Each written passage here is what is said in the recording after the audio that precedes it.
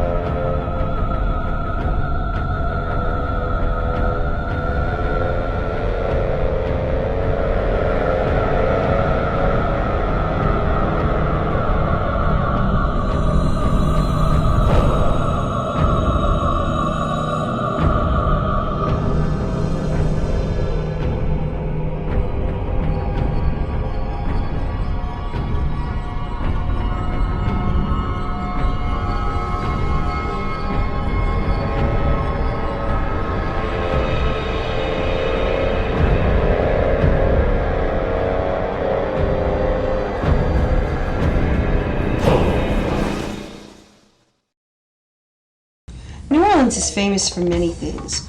Great food, music, culture. But on a spiritual level, it's recognized as being the home of one of the most misunderstood and feared religions in the world. Voodoo.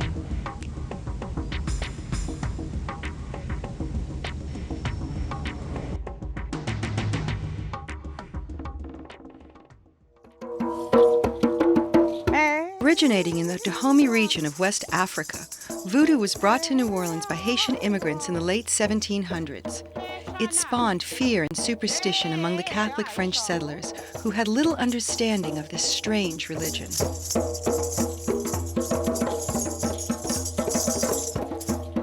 Oftentimes, masks and other artifacts used in tribal rituals retain their energetic charge from the spirits.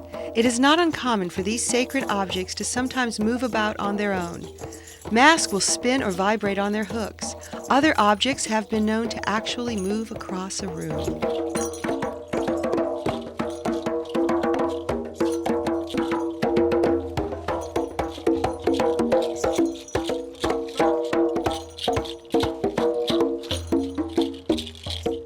Magic in the occult has throughout time struck such fear in those uneducated of it. More than simple parlor tricks, true magic is the art of taking ideas, thoughts, and desires, propelled by emotions, and manifesting them into the physical plane. The word occult merely means hidden, that which is not seen. Practitioners of magic are often sought for spiritual counseling. The use of various divination tools such as tarot cards or rune reading are common methods of foreseeing what is to come.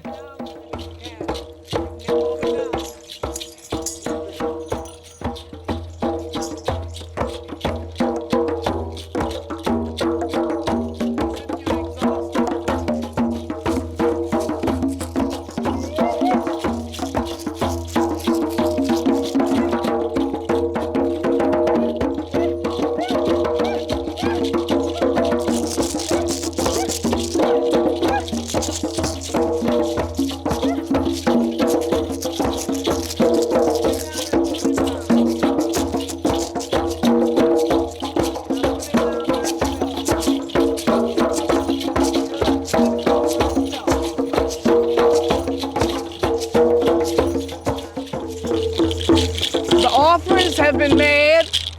All of the spirits are here, so that's why we gave them offerings in gratefulness to be in attendance with us for this ceremony.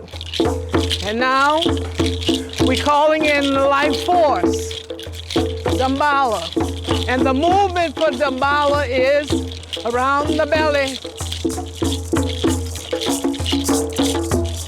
So the lady's gonna move like Damballa. The ladies are gonna move like Damballa.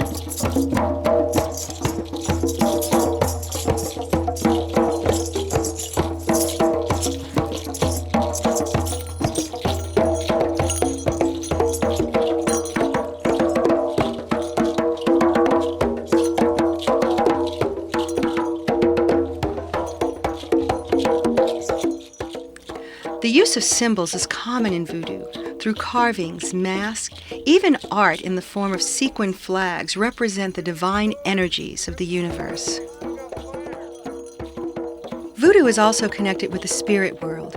Ancestors long since gone from our world are often honored and remembered.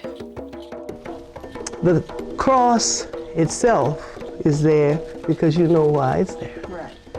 That's eternal life. See?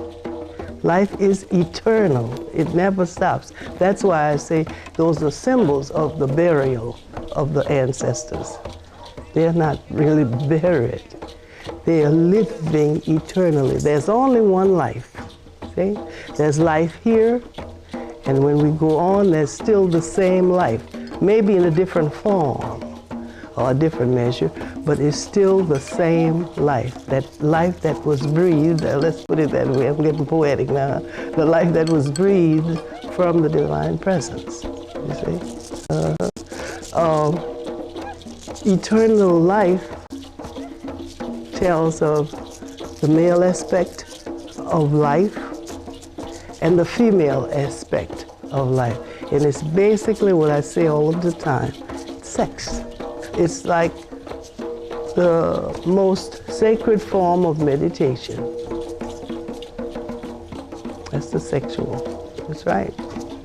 And we show symbolism a lot of times. And chicken feet are used to draw that material, whatever we're trying to get to us. For instance, the man, if we want to draw that man closer to us, yes, that's the use of the chicken foot, to draw whatever you want closer to you.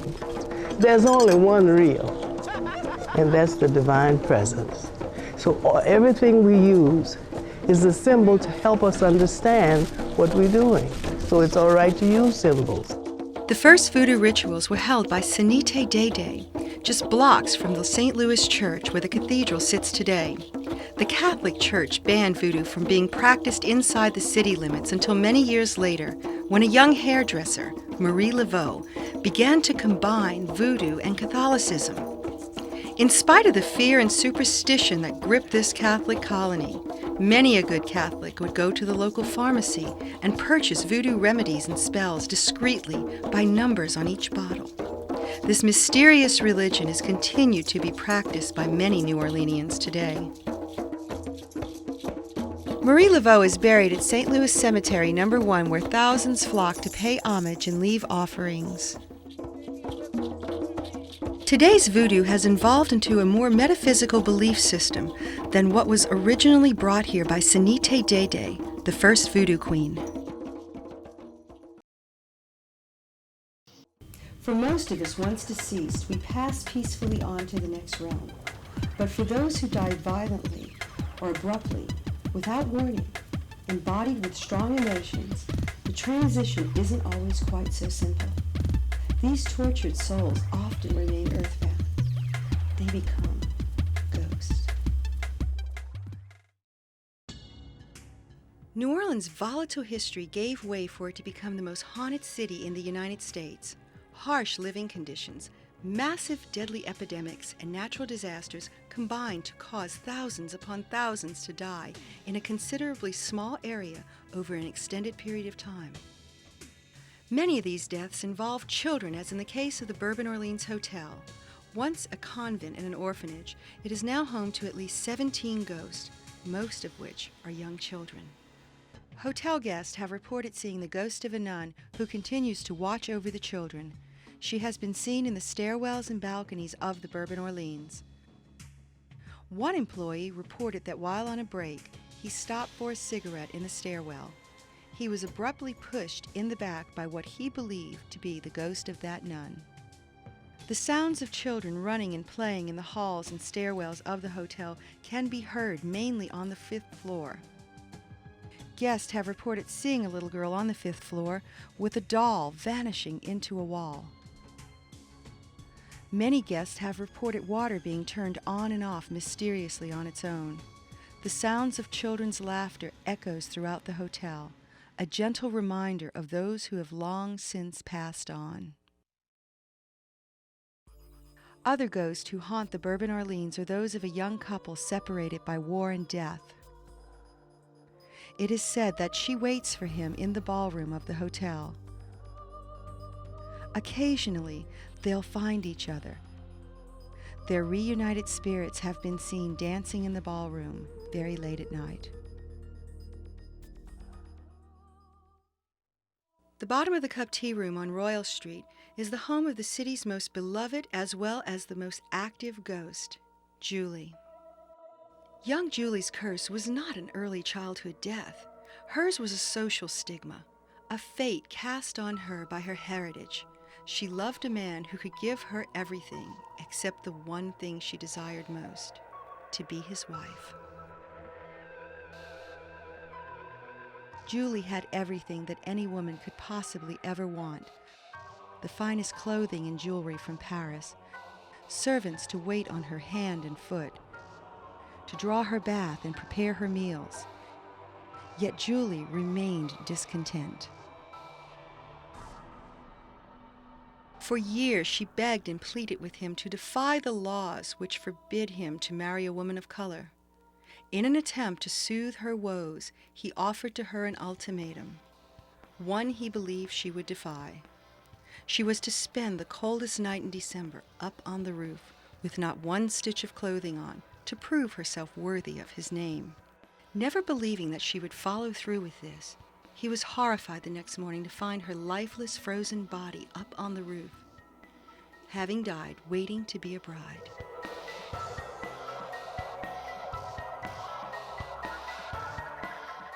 Today, Julie appears regularly to both customers and staff at the bottom of the cup tea room. Rare infrared footage shows the actual entity in motion in one of the adjoining apartments in the building.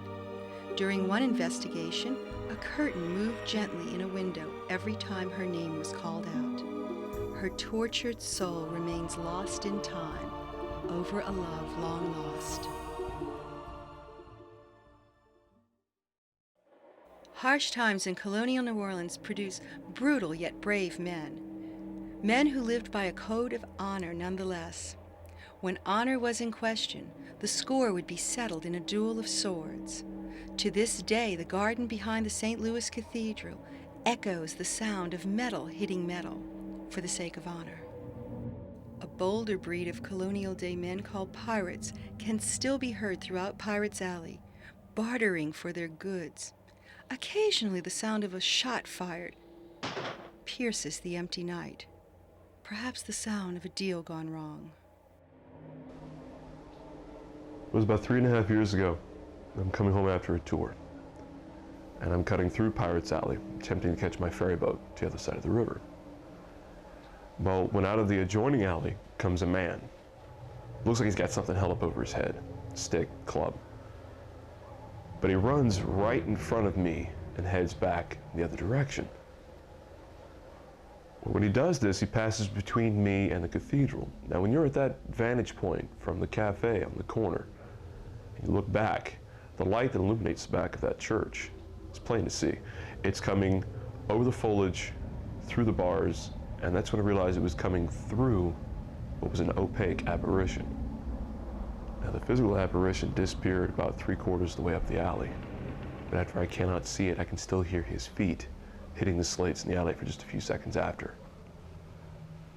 That's when you get what I have come to call your typical moments of denial. Reality kind of sets in. That's when the hair will stand up on your arms or perhaps on the back of your neck. The mid-1800s set the stage for the most grisly mass murder in the city's history, a murder that has yet to be solved.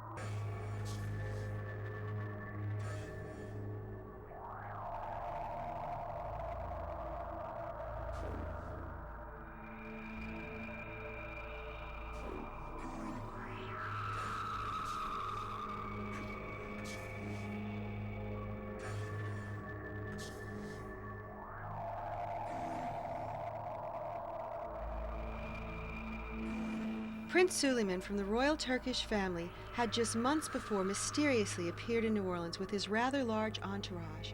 He set up his home in a stylish fashion in a 4-story mansion on the corner of Dauphine and Orleans. The evil prince, who preferred to be called the Sultan, indulged in every form of sadistic pleasures known to mankind. The heavy aromas of incense and opium reeked out of his home. Mysterious guests would pay visits at all hours of the day and night.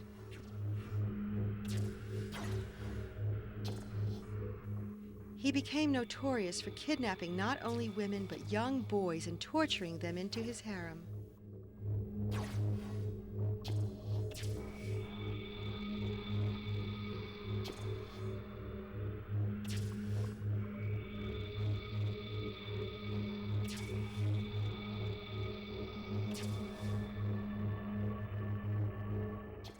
Eventually, retribution found its way to the Sultan's lair.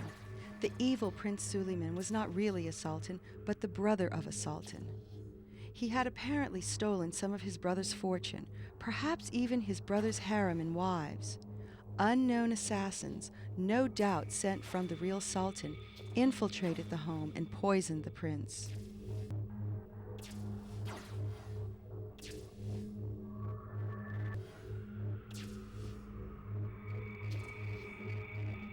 Each member of the household was then butchered. Body parts, heads, arms, legs, torsos, were found throughout the house in the city's most notorious mass murder mystery. Prince Suleyman was found buried in a shallow grave in the courtyard. He had apparently been buried ritualistically in traditional Muslim fashion. The dirt and soil found in the body's throat indicated that he had been buried alive. The Sultan's ghost continues to haunt this French Quarter mansion. A former owner reported that she was visited nightly by the Sultan, who would peer down on her as she would sleep. Once awakened, he would smile evilly at her and then fade away until the next night when he would appear again.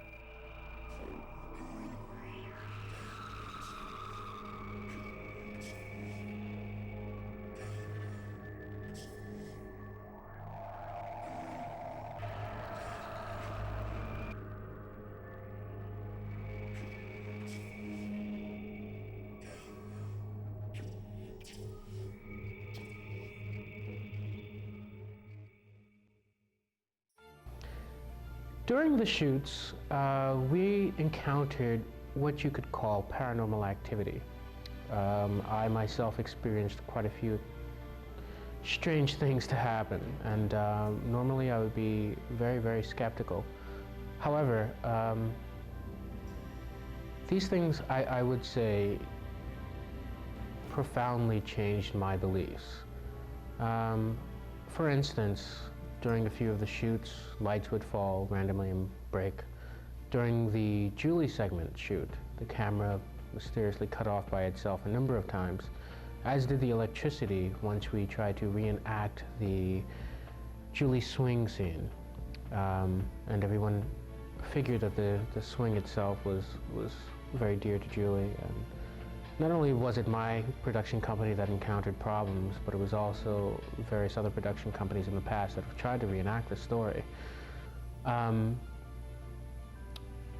I have been open to the paranormal world due to the fact that I've been working with this company, Haunted History Tours, and it has made me a believer. It appeared as if some of our actors were channeling the spirits that they were portraying on film. And to see the demeanor of an entire group of people, not just one, but various actors who have completely different dispositions, change into something that you just knew wasn't them. And not necessarily on an acting level either, because I've worked with numerous actors, and getting into character and channeling a spirit is something completely different. The Myrtles Plantation, located in St. Francisville, Louisiana, is considered to be the most haunted house in North America. It was built in 1796 by General David Bradford. Legend has it that the home was built on sacred Indian burial ground. Over the years, the sounds and voices and musical instruments have been heard throughout. Never realizing this land was cursed, he left the home to his daughter, Sarah Matilda, and her husband, Judge Clark Woodruff, in 1818. The Woodruffs had a slave woman named Chloe. One evening, Chloe was caught by Judge Woodruff eavesdropping. Chloe, were you eavesdropping on me?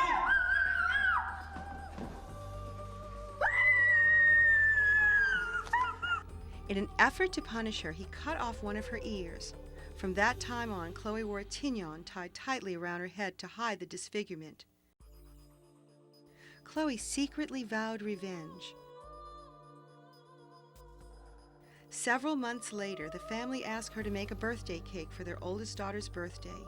Chloe made a beautiful cake, laced with the juice of poisonous oleander trees. Chloe's intention was to make the family sick, but the plot backfired. The deadly ingredient killed Sarah Matilda and both of her daughters. Angry slaves lynched Chloe that night from a nearby tree and threw her body into the river. The property was later purchased from Judge Woodruff by the Sterling family. They also had a daughter named Sarah.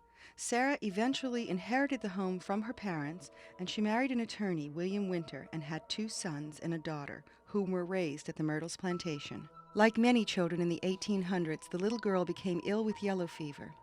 When doctors were unable to successfully cure the child's illness, the Winters brought into their home a voodoo priestess named Cleo to heal her. Cleo's efforts were fruitless. The young girl died. Blamed for her death, Cleo was hung that same night from the chandelier in the ladies' parlor. In 1871, William Winter was sitting in the parlor reading to his sons when he heard a carriage pull up outside. He then heard a man's voice yell, "I am here to see the attorney." When William Winter opened the front door, he was killed by an unknown assailant with a shotgun. Mortally wounded, he dragged his bleeding body up the stairs of his home. He made it to the 17th step, where he fell into Sarah's arms and died.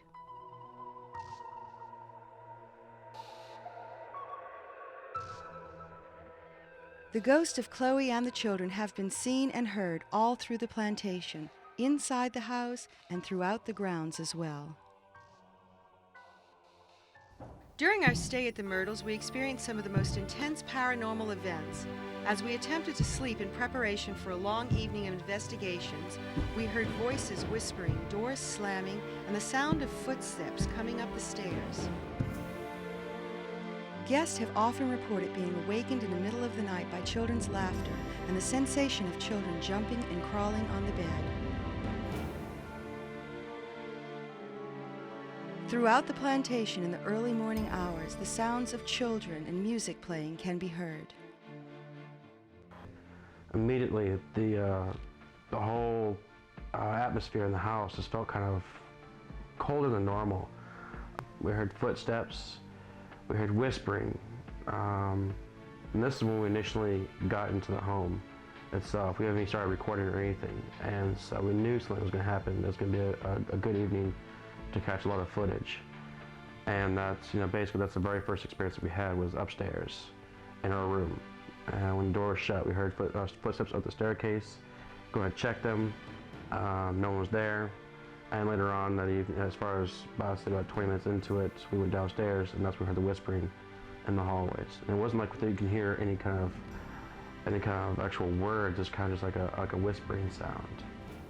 In one bedroom, one that once belonged to Miss Winters, the sweet smell of gardenia flowers was noticed. In another, cigar smoke was prominent.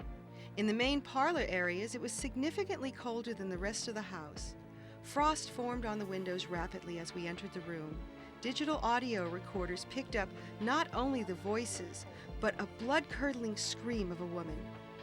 Numerous orbs appeared on the video footage throughout our stay.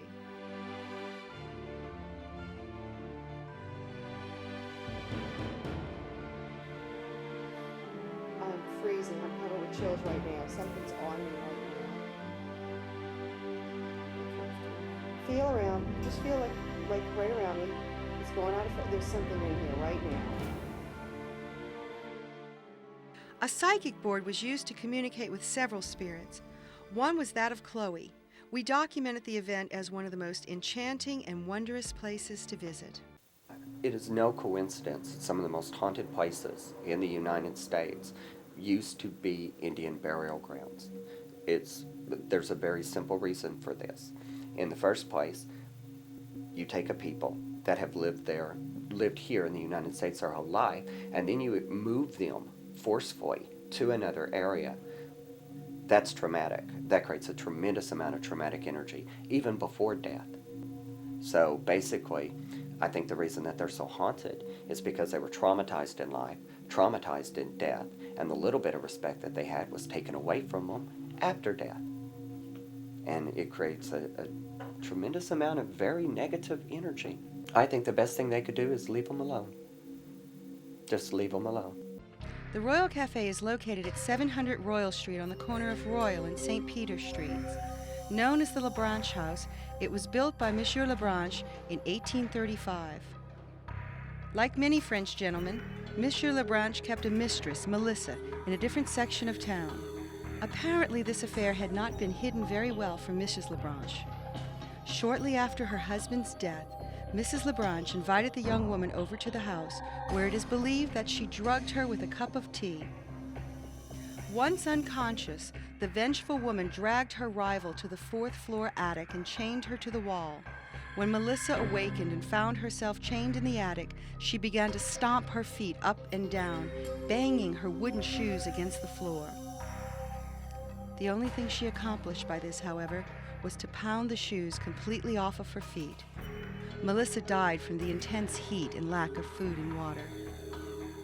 The ghosts of not only Melissa but also Mrs. Labranche still occupy the building. Melissa appears barefoot, as she was when she died. Mrs. Labranche is believed to have been a greedy woman during her life and a bitter ghost after her death. It has been reported that disturbances occur whenever Melissa attempts to leave the confines of the 3rd and 4th floors.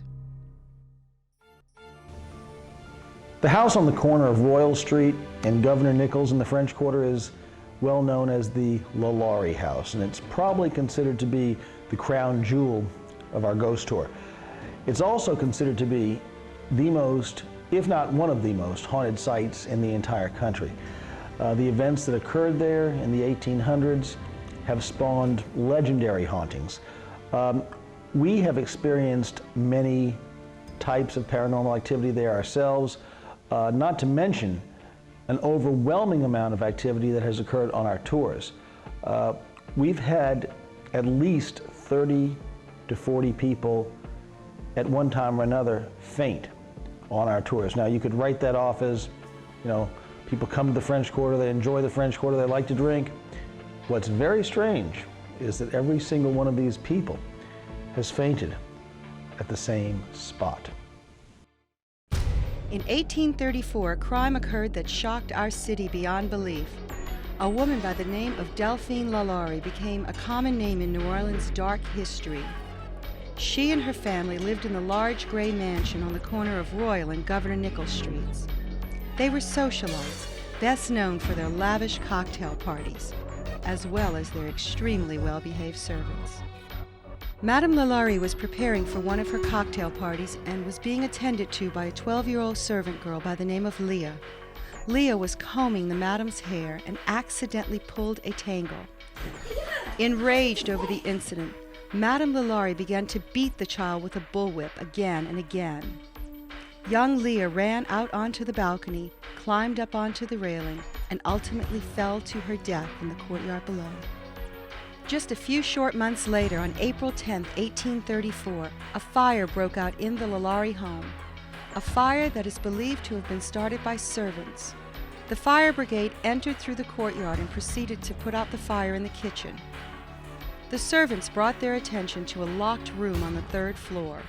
Screams and cries could be heard from within the room. The firemen used a battering ram to break down the door.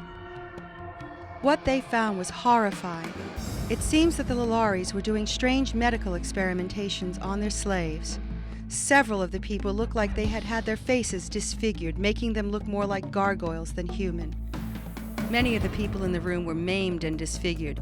Some of them were dead, others were still alive. One woman had been shoved into a cage that would accommodate a medium-sized dog.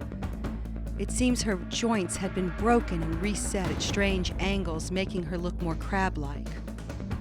Another woman's arms had been completely severed off, and her skin peeled off of her face. From that night on, people in New Orleans referred to that house as the haunted house.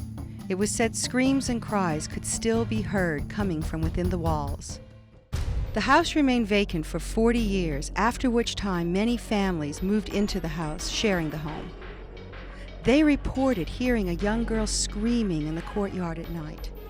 Many people reported seeing a man walking the balconies covered in chains and blood. Children have reported being chased by a woman with a bullwhip screaming in French. One poor woman awoke to seeing the figure of a woman hovering over her child's cradle, and then later seeing a woman tossing a baby down the stairs.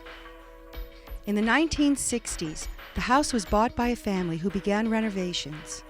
In the slave quarters, as floorboards were pulled up, it was revealed that Madame LaLaurie had a trap door underneath her floor where she had been stuffing victims waiting to go into her room.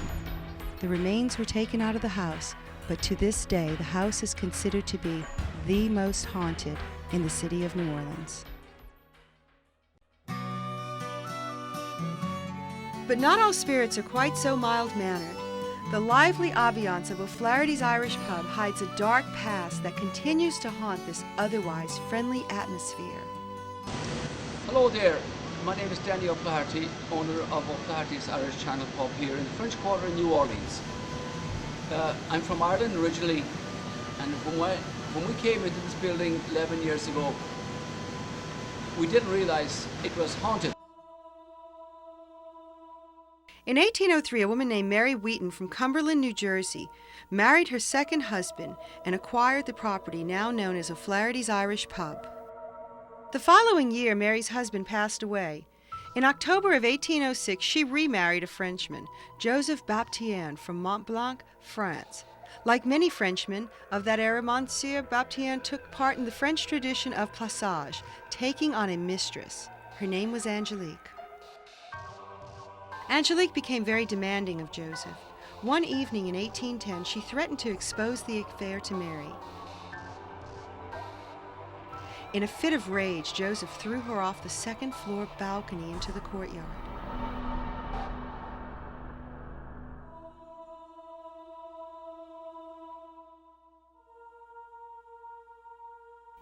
He then proceeded to bury her in the garden, where she remains today. Once he had buried her, he realized that one of the servants' young children had witnessed the event.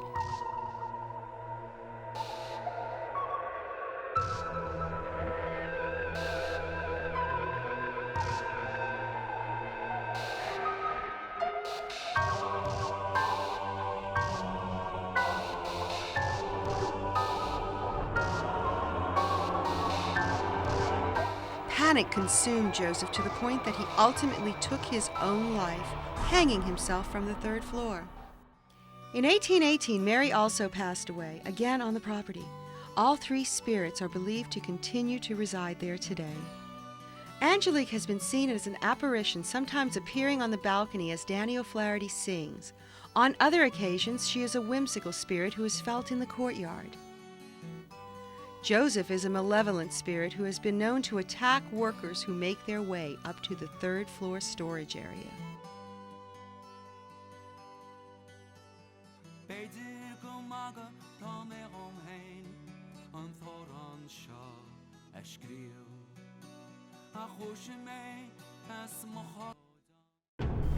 Angelique died for the man that she loved too much, while Joseph died for the woman that he loved too little. So there you have a ghost story to cure you of love. As bizarre as the ghost tales are in New Orleans, they pale in comparison to those of the vampires in the city that never sleeps. Vampires and vampire-like creatures have been found in folklore of every civilization, every culture, every religion since the beginning of recorded time. New Orleans is no exception. New Orleans was settled in the early 1700s, and it was during this time in Europe that massive vampire hunts were occurring. The Ursuline Convent is the oldest building in the city. For generations, folklore has told of vampires hiding out in colonial caskets in the attic of the facility. Many have told tales of shutters long since sealed, suddenly appearing open in the middle of the night, only to be shut again in the morning light. Others believe that early priests captured the vampires and locked them away in the attic. In 1978, a couple of young paranormal researchers researching the Beauregard Kai's house decided to spend the night and watch the convent to see if those shutters opened. Their bodies were found the next day on the steps of St. Mary's Church, completely drained of blood. The building located at 714 St. Peter Street in 1880 was the home and office of 75-year-old Etienne Deschamps, known to most as the Magnetic Doctor. He was a hypnotist and a magician. He dabbled in hypnosis and mesmerizing, a psychic and a medium of sorts. Deschamps became enchanted with a young 12-year-old girl named Juliette Dietz. He had befriended her family over time and enticed the young girl into trusting him. On January 20th, 1880, he lured her into his St. Peter Street home, sending her younger sister away on a false errand. Once inside, he chloroformed her and, according to the newspaper account, debauched her in a fiendish manner. The experiments were apparently sexual in nature. The young sister, feeling uneasy, went home and told her father that something was wrong. But by the time the police arrived and broke the door down, it was too late. In 1903, a young man by the name of Jacques St. Germain migrated to New Orleans from the south of France. He rented the house, located on the corner of Ursuline and Royal Street. One evening, Jacques St. Germain lured a young woman into his home. The report that she later gave to the police was startling. While she had her back turned on Jacques, admiring a beautiful mantelpiece, out of the corner of her eye, she saw him swoop up on her with what she described as abnormal speed. And with abnormal strength, he pinned her to that mantelpiece and bit her on the left side of her neck. It was at this time that a friend of Jacques began to knock at the door, calling out his name. This was just enough of a distraction that the young woman was able to break free from him and run across the room, jumping out of one of the second-story windows, falling to the street below. She was then taken to Charity Hospital, where she later died. Because he was so wealthy and well known in the city, the police did not arrest Jacques that night. The following day, when they returned to the house to ask him a few questions, they found that he had totally abandoned the house. As they walked through the property, they found bloodstains throughout the house, different sizes, different ages. It is undetermined how many people were brought into that house and did not have the opportunity to escape. They confiscated from his personal effects a collection of wine bottles filled with red wine and human blood. In the summer of 1998, a young man walking down a street in the French Quarter was approached by a stranger asking for a light of his cigarette. As he lit the match for him, the stranger replied, "It's a nice night for Jack." Later, as the young man turned the corner, he heard a swish behind him. It was as if Jack had landed behind the man and then took off with what he described later as abnormal speed. In the early 1930s, a couple of brothers plagued this city with their lust for blood, becoming legends in the city's dark history. In May of 1932, an 11-year-old girl staggered into the police station and reported a crime committed by the brothers. Her left wrist had been severed. Police converged upon the apartments, but the brothers were not in. However, the apartment was not unoccupied. In another room were 4 other victims, also tied to chairs, their left wrists bandaged. There was an adult male, an adult female, a 14-year-old boy, and a 9-year-old girl. In yet another room, there were the bodies of 17 people who had recently died, stacked up on top of one another, drained of their blood. The brothers were captured. They were tried, convicted, and executed in 1936 by a very crude electric chair. They were buried in 1936 in one of our above-ground cemeteries. Since their execution and burial, the brothers, or at least someone who fits their description, have been reported in the building over 22 times. Vampire legend tells us that if one is fed upon by the undead 7 or more times and survives, he becomes a vampire himself. The adult male survivor, fed upon 7 times, after his release from the hospital, recorded in a diary bizarre dreams involving blood. After numerous months, he went on to murder 33 people over the next several years, drink their blood, and dissolve their bodies in acid. He disappeared in 1949 after hearing about a similar killer in England being executed for his crimes. His diary was found many years later in a cottage on Bourbon Street during renovations. Many young people have adopted what is called a vampire lifestyle. They dress as vampires, live as vampires. But are they really? I clean and sterilize whatever implement I'm using at the time, which usually for me now is a thin-bladed X-Acto knife with a nice sharp point. If a person is producing way too much energy, I don't produce enough of it. When I extract the energy, we end up balancing out. It doesn't take gallons and gallons of blood to feed us.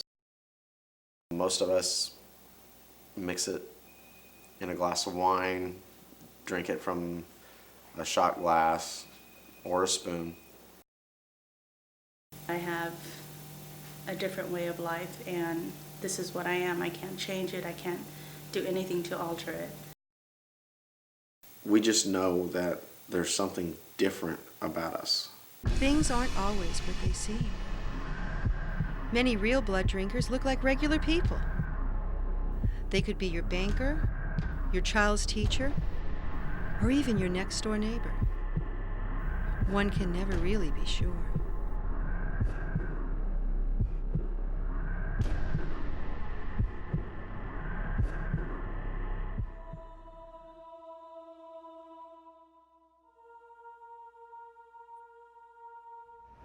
In a city where truth is stranger than fiction, the stories you have just heard are but a sample of those that you'll hear daily and nightly on the Haunted History Tours.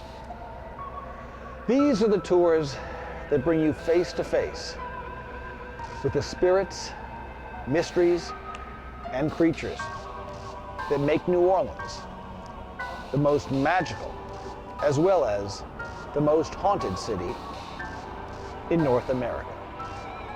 So come join us for a hauntingly good time.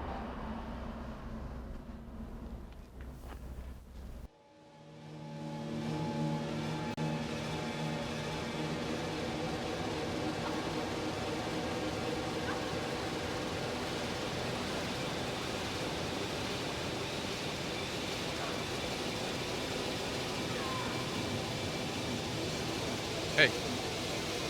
Got a light?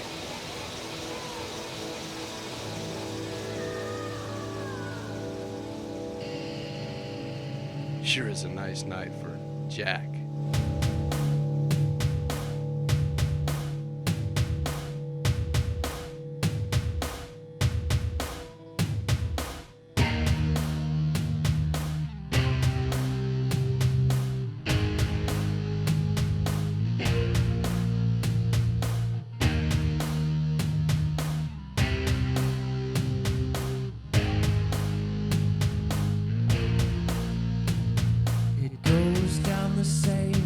As it has so many times before, 1,000 years of practice makes me adore. I'm taking my time, the crowd is my store. The time to choose makes me want you more.